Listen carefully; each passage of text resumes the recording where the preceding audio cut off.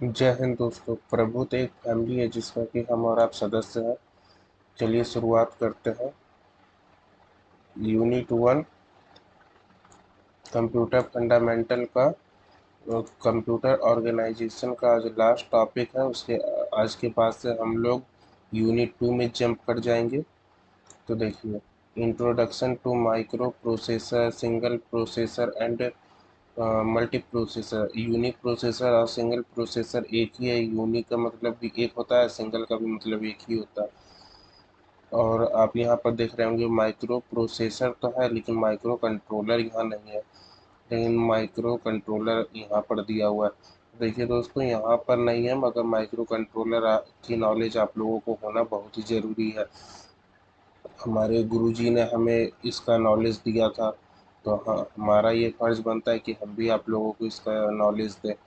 तो देखिए, micro controller और माइक्रो प्रोसेसर और माइक्रो कंट्रोलर दोनों के बीच में डिफरेंस जानना ये अनिवार्य हो जाता है। जबकि आप कंप्यूटर एप्लीकेशन जैसे टॉपिक को डील करें तो आपको ये दोनों के बारे में मेजर डिफरेंस जानना ज़रूरी हो जाता है। तो लेट्स स्टार्ट करते हैं। माइक्रो प्रोसेसर क्या है, माइक्रो कंट्रोलर क्या है। जैसे कि देखिए, micro processor is heart of a computer. सबसे पहला बात आप लोगों को एकदम ये ध्यान में रखिएगा कि माइक्रो प्रोसेसर मतलब कि कंप्यूटर।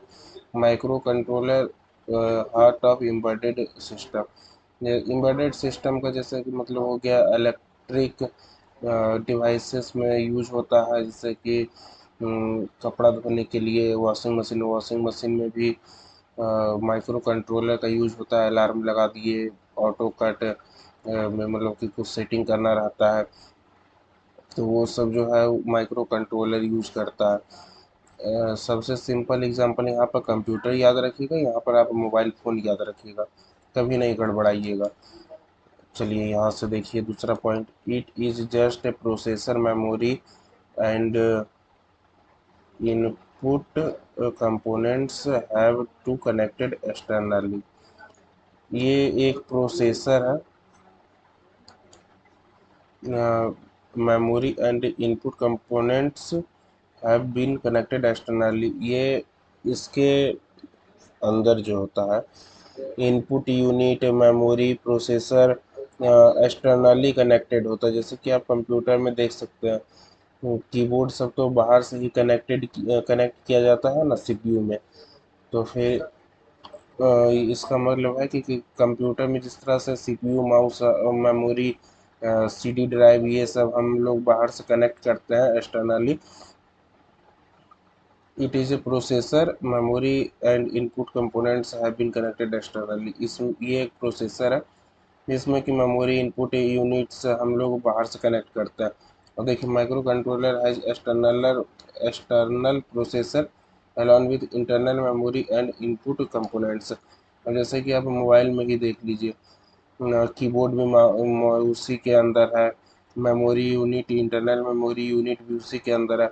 मेमो और microcontroller has external processor, ये एक्सटर्नल प्रोसेस करता है, ये एक्सटर्नल प्रोसेसर है माइक्रो कंट्रोलर। उसके बाद देखिए दोस्तों, since memory and input unit has input output has to be connected externally and circuit become large.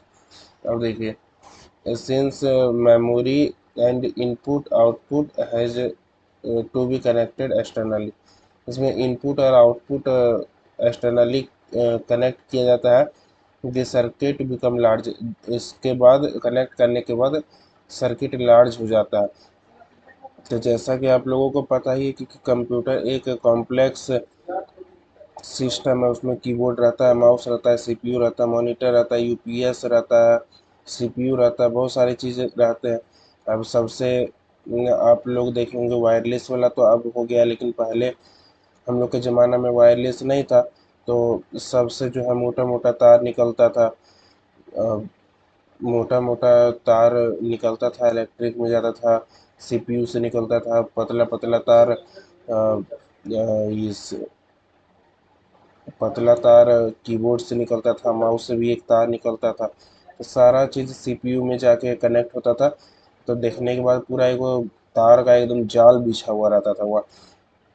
और हम लोग के समय में जो है गणेश जी भी खूब मजा लेते थे। तो चूहा आकर के काट देता था तार, तब फिर बहुत दिक्कत हो जाता था। तो फिर हम लोग वहाँ पर चूहा पकड़ने वाला लगा के रखते थे। उसके अंदर एगो रोटी डाल देते थे, रोटी का टुकड़ा, फिर चूहा को पकड़ लेते थे। फिर पकड़ लेते थे तो उसको बहुत दूर जाके छोड़ते थे, क्योंकि मारना नहीं चाहिए, क्योंकि अल्टीमेट बुद्धि के देवता गणेश जी ही हैं। और सुर संगीत के देवता देवी माँ सरस्वती है, तो दोनों का आशीर्वाद भरपूर चाहिए। तो आप लोग भी चूहा को मारिएगा नहीं, उसको पकड़ लीजिएगा और खूब दूर ले जाके छोड़ दीजिएगा। और देखिए, since memory unit and input output has connected externally, the circuit become large. अब उसको उतना उतना चीज़ को आप बाहर से कनेक्ट करिएगा तो सर्किट तो एकदम कॉम्प्लेक्स हो ही जाएगा, पूरा तार का एकदम जाल बिछ जाता था। Since memory and input output are present internally, the circuit is small. अब मोबाइल में ऐसा कुछ भी नहीं है। मोबाइल हो गया, टैबलेट हो गया, ये सब जो आप देख रहे हैं, इसमें इनपुट कीबोर्ड भी अंदर ही है, आउटपुट के लिए स्क्रीन मॉनिटर भी अंदर ही है। वो सारा चीज़ें इंटरनल ही हो रहा है, तभी ना 200 ग्राम वजन रहता है मोबाइल का लगभग, और उसी में सारा काम आपका, सारा खेल आपका हो जाता है। तो ये सब माइक्रो कंट्रोलर का ही देन है। उसके बाद देखिए, can not be used in compact system and hence inefficient. ये कॉम्पैक्ट सिस्टम में यूज नहीं किया जा सकता है। जैसे कि लैपटॉप को आप सोचिएगा कि हम 200 ग्राम बना करके एक बित्ता में चेंज कर दें और उसको पॉकेट में ही लेके चल जाए, तो ये इम्पॉसिबल है। लैपटॉप कितना भी रहेगा तो उसका एक फिक्स साइज रहेगा, शेप रहेगा। उसके लिए आपको प्रॉपर लैपटॉप बैग ही रखना पड़ेगा, क्योंकि इसका ये जो वर्क करता है वो माइक्रो प्रोसेसर पे काम करता है। हालांकि आप लोग देखे होंगे कि मोबाइल जब शॉर्ट सर्किट हो जाता है, जब शॉर्ट लग जाता है तो मोबाइल बेकार ही हो जाता है, समझिए।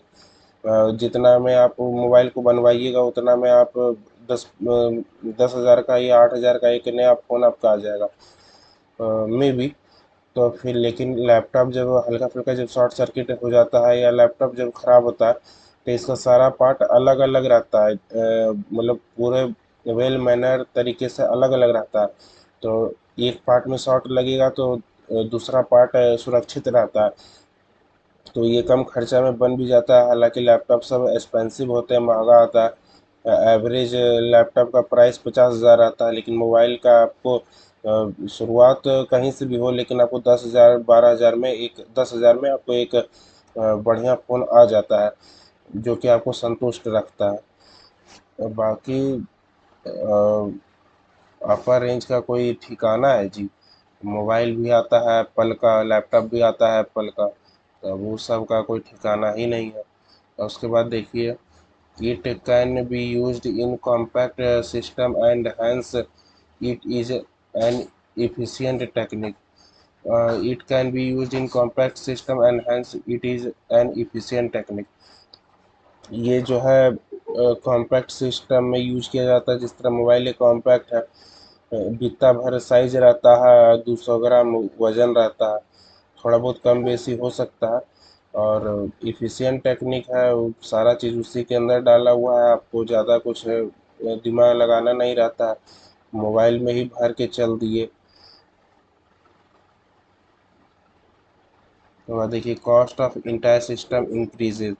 और ये जो है अलग अलग करके बनता है माइक्रो प्रोसेसर, तभी ना कुछ भी होता है आपके लैपटॉप को हल्का फुल्का तो कम खर्चा में बन भी जाता है। तो ये cost of entire system increases, तो जिसके कारण इसका माइक्रो प्रोसेसर जो यूज किया जाता है, जिसके कारण इसका कि थोड़ा सा प्राइस बढ़ जाता है, इसीलिए लैपटॉप थोड़े महंगे आते हैं as compare to mobile phone. Cost of entire system is low. अब इसका जो कॉस्ट होता है इंटायर सिस्टम का वो लो होता है as compare to laptop. Mobile का तो दाम कम ही होता है। आप एप्पल का मोबाइल देख लीजिए और एप्पल का लैपटॉप देख लीजिए, देखिए आपको लैपटॉप ज़्यादा महंगा मिलता है। तो ये सब तो बात है, लेकिन एप्पल पे मत जाइए और भी ब्रांड सब पे जाइए।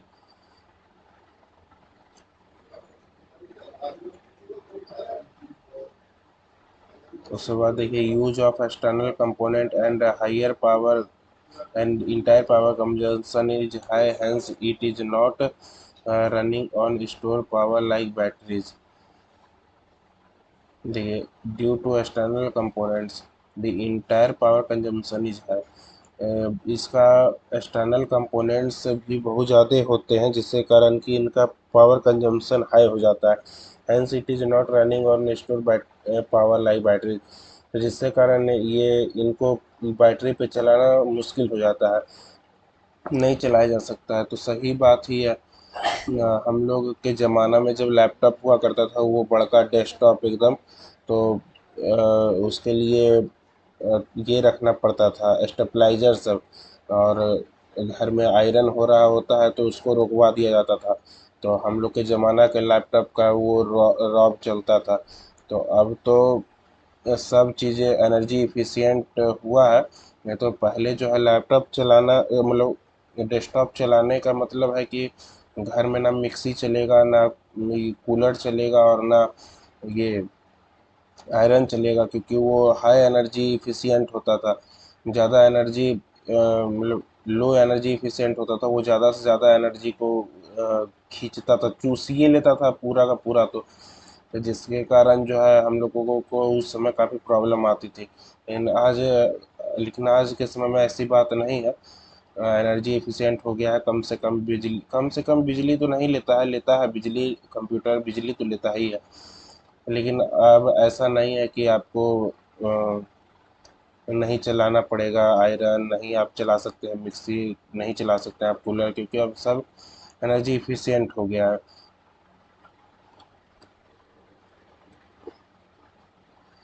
एक बार देखिए, since external components are low, total power consumption is less and can be used with devices running on store power like batteries. तो देखिए external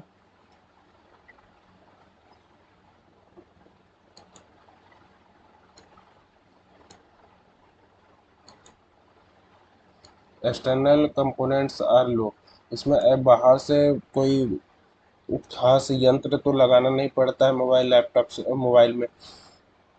total power consumption is less, नहीं लगाना पड़ता है तो पावर कंजम्पशन कम ही रहता है। And can be used with devices running on store power like batteries. तो आप बैटरी पे भी इसको चला सकते हैं। उसके बाद देखिए, most of the micro processor do not have power saving features. Most of the micro processor do not have power saving mode. बहुत सारे माइक्रो प्रोसेसर सिस्टम्स जो है उसके अंदर पावर सेविंग मोड नहीं होता। Most of the microcontroller have power saving mode like idle mode and power saving mode. It help to reduce power consumption even further. तो micro controller के अंदर जो है पावर सेविंग मोड रहता है, ईडल mode रहता है एंड पावर सेविंग मोड से रहते हैं। तो जिसके कारण they reduces power consumption even further. एक तो ये पहले से ही कम ले रहा है, ऊपर से इसके अंदर पावर सेविंग मोड है, ईडल मोड है, तो जिसके कारण ये और ज़्यादा रिड्यूस कर देता है पावर कंजम्पशन को। तो सही ही है। मोबाइल में देखिए आजकल एक बार चार्ज करिए तो 1.5 दिन तक चल जाता है, अगर आप इंसान की तरह यूज कर रहे हैं तो। अब आप एकदम लगड़ के यूज कर रहे हैं तो भाई प्रॉब्लम ही है। मोबाइल को ऐसे इंसान की तरह ही यूज करना चाहिए, समझदार इंसान की तरह, तो ठीक रहता है। उसके बाद देखिए, since memory and input output components are all external, each instruction will be needed each instruction will be needed external operation, hence it is relative slower। तो देखिए, इनपुट आउटपुट कंपोनेंट्स जो है वो तो एक्सटर्नल है, आपका माउस भी external है, कीबोर्ड भी एक्सटर्नल है, प्रिंटर जो आउटपुट दे रहा है वो भी एक्सटर्नल है, मॉनिटर जो हो गया भी विजुअल डिस्प्ले यूनिट, VDU, जिसको कि मॉनिटर कह रहे हैं, आप स्क्रीन कह रहे हैं, वो भी आपका एक्सटर्नल ही है, सबसे तार गया हुआ है CPU में। तो वो जो डाटा ट्रांसफ़र कर रहा है, जैसे कि आप इंस्ट्रक्शन डाल रहे हैं कीबोर्ड से, माउस से, तो फिर वो प्रोसेसर हुआ, प्रोसेस हुआ, और उसके बाद फिर आपको स्क्रीन पे आया, या फिर आप प्रिंट निकाले, तो ये सब जो ये सब जो प्रोसेस है, ये रिलेटिवली स्लो होता है, ये थोड़ा सा स्लो होता है। Since components are internal, most of the operations are internal, internal instructions, hence speed is fast. देखिए क्या कह रहा है, सिंस कंपोनेंट्स, ये क्या कह रहा है, सिंस कंपोनेंट्स आर,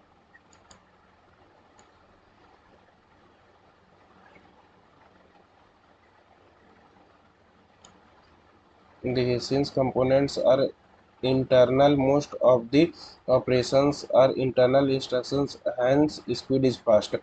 इसके अंदर ही इनपुट भी होता है, इसके अंदर भी आउटपुट ही होता है, इसके अंदर इनपुट आउटपुट दोनों होता है, ऑपरेशंस प्रोसेस भी इसके अंदर ही हो रहा है, जिसके कारण इंटरनल इंस्ट्रक्शन जो है वो बहुत ही फास्ट तरीके से ट्रांसफ़र होता है, हैंस स्पीड इज फास्ट, जिसके कारण आपको माइक्रो प्रोसेसर की तुलना में माइक्रो कंट्रोलर में स्पीड आपको दिख जाएगा।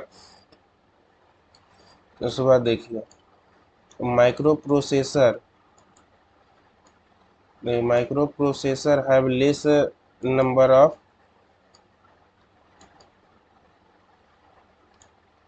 the microprocessor have less number of registers, hence more operations are memory based। Microprocessor has less number of registers, इसके अंदर रजिस्टर्स कम होता है, hence more operations are memory based, जिसके कारण ज़्यादातर ऑपरेशन जो होता है वो मेमोरी बेस्ड होता है। माइक्रो कंट्रोलर हैव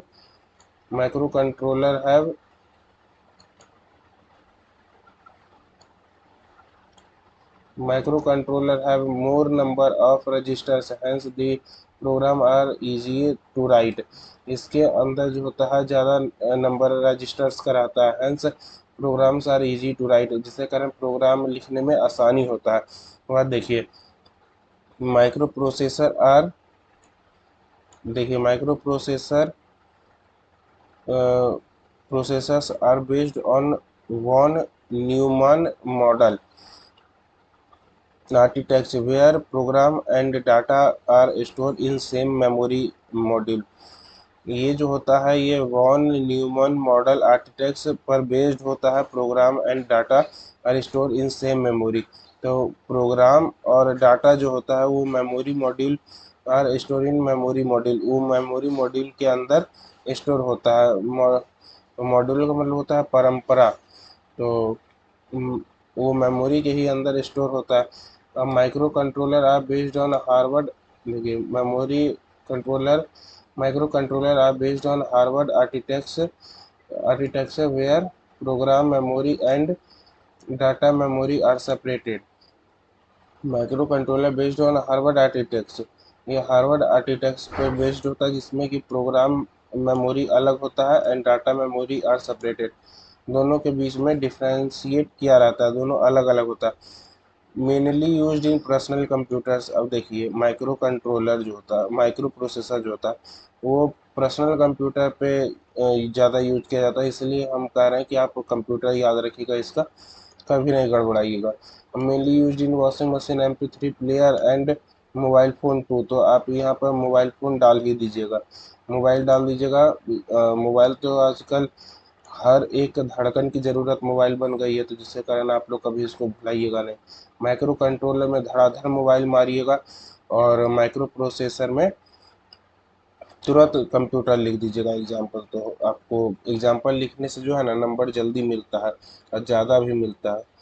ज़्यादा ऐसा नहीं है कि 2 नंबर में आपको 2.5 नंबर मिल जाएगा, 3 नंबर मिल जाएगा, लेकिन 2 नंबर में आपको 1.5 नंबर जरूर मिल जाएगा। आप एक लाइन लिख दीजिए और एक एग्जाम्पल लिख दीजिए, तो आपको तुरंत नंबर मिल जाएगा। 2 में 2 भी मिल जाएगा अगर हैंड राइटिंग बढ़िया रहा तो। उसके बाद देखिए फीचर्स, और देखिए features of micro processor, micro processor का फीचर खूबी क्या क्या है। ऑफर पैरेलल इनपुट आउटपुट, ये जो है इनपुट आउटपुट को पैरेलली ट्रीट करता है। इंस्ट्रक्शन साइकिल टाइमर, ये इसका इंस्ट्रक्शन साइकिल का एक टाइम होता है।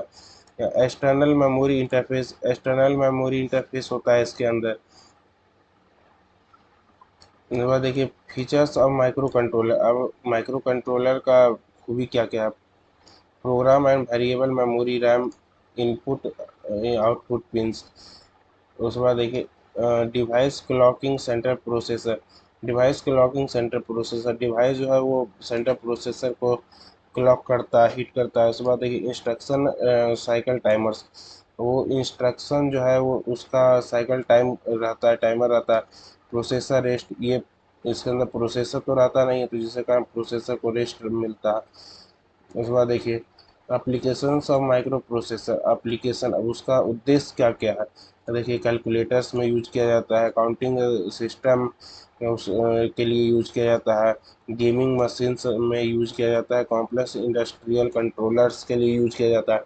माइक्रो प्रोसेसर, अब यहाँ पर माइक्रो कंट्रोलर का यूज़ कर दिया जाएगा तो काम ही नहीं होगा, बहुत घिसपिचा जाएगा। कहीं शॉर्ट सर्किट सब हुआ कुछ तो पूरा का पूरा इंडस्ट्री का रिकॉर्ड ही उड़ जाएगा, फिर फेरा में फंस जाएगा ना। इसीलिए यहाँ पर माइक्रो प्रोसेसर का यूज किया जाता है।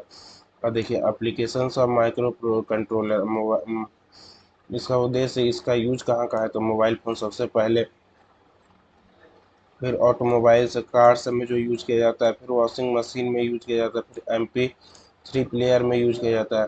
तो आई होप दोस्तों कि आप इस क्विज को एक बार जरूर पढ़ के ही जाइएगा एग्जाम में, तो आपका कल्याण होगा। अब पेज नंबर 2 भी कंप्लीट हो गया दोस्तों, देखते ही देखते, सुनते सुनाते। अब now jump on page number 3। The major difference between single processor and multiprocessor are as follow. अब देखिए हम लोग टॉपिक सबसे शुरुआत में इसी का डाले थे, अब पढ़ सबसे लास्ट में रहे। तो ऐसी बात नहीं है दोस्तों कि पढ़ लास्ट में रहे, बात ऐसी है कि हम लोग टाइम पे और सीक्वेंस में ही पढ़ रहे हैं, क्योंकि हमारे गुरुदेव ने भी हमें ऐसा ही प्रोसीजर में पढ़ाया था। सबसे पहले माइक्रो प्रोसेसर और माइक्रो कंट्रोलर को बताए थे, फिर उसका एप्लीकेशन और उसका फीचर बताए थे, फिर सिंगल प्रोसेसर सिस्टम और मल्टी प्रोसेसर सिस्टम में वो आए थे। तो देखिए parameters, single processor system, multi processor system. Description, देखिए the name itself is saying that the single processor system contain only one processor for processing। देखिए जैसा कि आपको नाम ही बता रहा है, single processor system contain one processor. Single processor system जो है वो एक single processor system contain only one processor, वो एक ही प्रोसेसर को कंटेन करता है, कैरी करता है फॉर प्रोसेसिंग करने के लिए। देखिए for this also the name itself indicate that multiprocessor system contain two or more processor for processing। जैसा कि आप लोगों को नाम ही बता रहा है कि दो और दो से ज़्यादा प्रोसेसर यूज किया जाता है for processing data, data processing के लिए ही यहाँ पर बात की जा रही है। वह देखिए is there any use of coprocessor, कोई सहायक प्रोसेसर का यूज किया जाता है। There is a use of coprocessor in single processor because it use multiple controllers which are designed to handle special tasks and that can execute limited instruction sets, for example DMA controller। there are use of coprocessor in single processor, इसके अंदर सहायक processor का use किया जाता है single processor के अंदर, because it use multiple controllers, ये बहुत सारे कंट्रोलर को कैरी करते हैं, यूज करते हैं, which design to handle special task, जो कि स्पेशल टास्क के लिए डिज़ाइन किया जाता है। That execute limited instruction sets, जो कि लिमिटेड इंस्ट्रक्शन सेट्स को एक्सिक्यूट करते हैं, उसको परफॉर्म करते हैं। Example DMA controller, DMA controller एक को प्रोसेसर का इसका एग्जांपल है। Multiple processor use two types of approaches, ये दो तरीके से अप्रोच करते हैं। In systematic multiprocessor every processor perform all the task within the operating system. देखिए इसका क्या मतलब हुआ, in systematic multi processing system processing every processor perform all the task within the operating system. ये operating system के हिसाब से अपना वो सारा परफॉर्म करते हैं। In a systematic multi processor only processor will act as a master and second processor act as slave. देखिए in systematic multi processor one processor act as master, एक डोमिनेट करता है, दूसरे एक्ट एज स्लेव, दूसरा नौकर की तरह behave करता है, दास की तरह बिहेव करता है, एक ऑनर की तरह दूसरे दास की तरह बिहेव करता है। देखिए output throughput, throughput of the system. अब पूरे सिस्टम में क्या होता है तो देखिए the throughput of single processor system is less when compared to multiprocessor system because every task is performed by the same processor. Throughout a single processor system is less when compared to multiprocessor system because every task is performed in same processor. देखिए throw out single processor के अंदर system is less, system multi processor की तुलना में less होता है, कम होता है, बिकॉज ये सारा टास्क को जो है वन बाय वन करता है और सेम स्पीड से करता है, तो जिसके कारण ये मल्टी प्रोसेसर की तुलना में ये थोड़ा सा धीरे काम करता है। The throughput multi processor system is greater when compare to single processor system purpose if a system contain n processor when it throw out when its throughout will be less than n because synchronized must be maintained between two processors uh, and they also share resources which increase in content amount overhead। तो देखिए इसका मतलब समझिए, the throughput multi processor system, multi processor के अंदर is greater to compare to single processor system. Single processor system को हम compare कर रहे हैं, suppose a system contain n processor, कोई सिस्टम है जो कि एन प्रोसेसर लिए हुए हैं, then throughput will be less than n, then उसका पूरा थ्रो आउट जो रहेगा वो एन से कम रहेगा, because synchronize must be maintain. Synchronization का मतलब होता है तुलना करना, must be maintain between two processor, दो प्रोसेसर के बीच में तुलना करना बहुत ज़रूरी है। And they also share resources which increases certain amount of overhead. देखिए between two processor and they also share resources, ये रिसोर्स को शेयर करता है which increase the certain amount of overhead, जो कि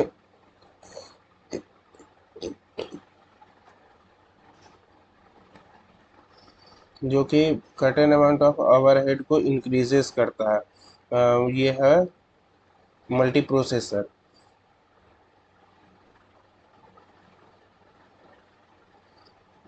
cost of processor, single processor system cost is more because they even process required separate resources. Single processor system का cost ज़्यादा होता है because here every processor required separate resources, यहाँ पर सारा